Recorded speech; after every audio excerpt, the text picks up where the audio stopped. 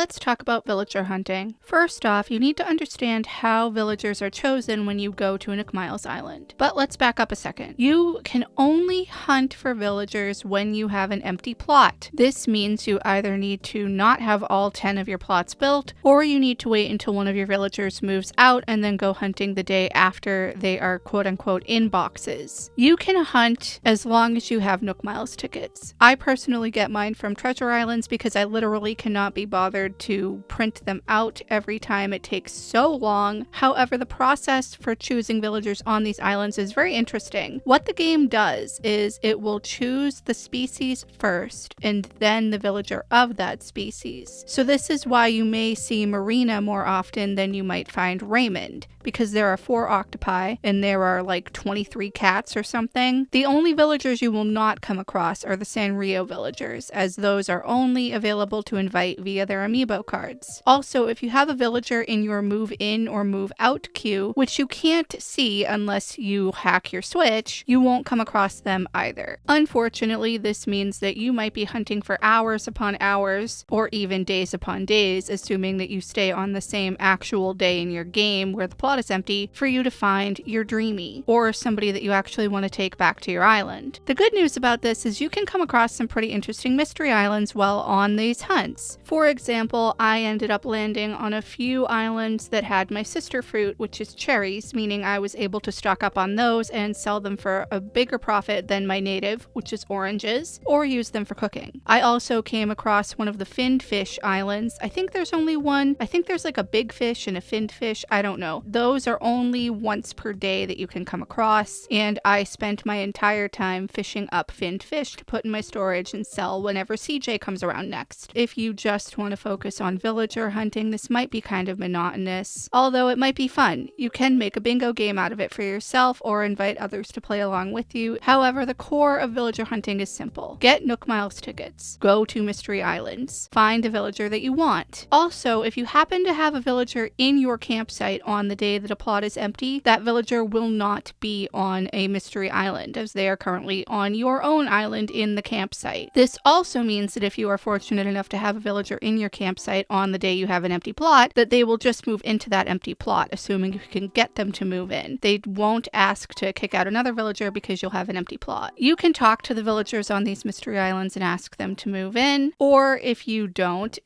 find anybody that you want to live on your island, or you can't just find your dreamy villager on these hunts, you let your plot autofill and hope that everything turns out great the following day when you go check to see who it's sold to. If you are newer to the game and going villager hunting, you will only end up seeing peppy, lazy, or normal villagers on these mystery islands, as those are the villagers that are going to move into your house plots when you do that 3-plot storyline with Tom Nook. After you get your first camper, who's always smug, then you can come across literally anybody in the game, and that opens up a whole world of opportunity for you to be able to hunt. Another important thing to remember is that if you had one of these villagers on your island in the past that you come across on a mystery island, they won't remember you. The only way for a villager to remember you is if you have them move into a friend's island, like let's say a friend adopted them, or they moved to their island via the void, or if you invite them to coffee at Brewster's.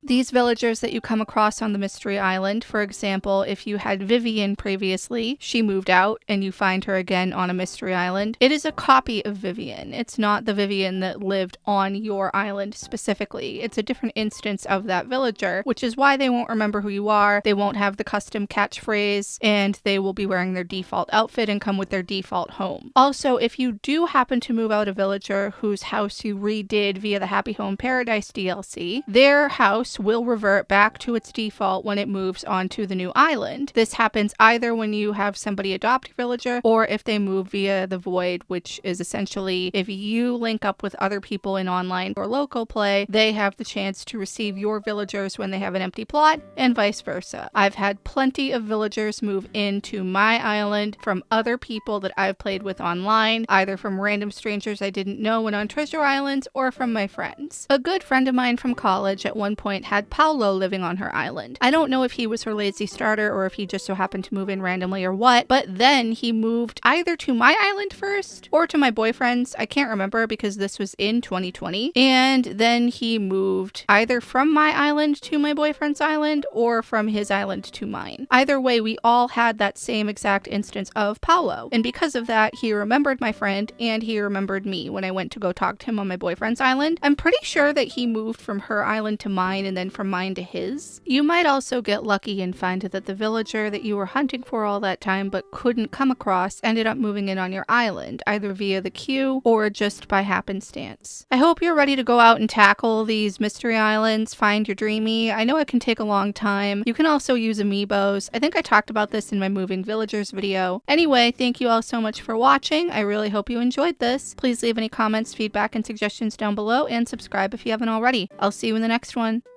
Bye.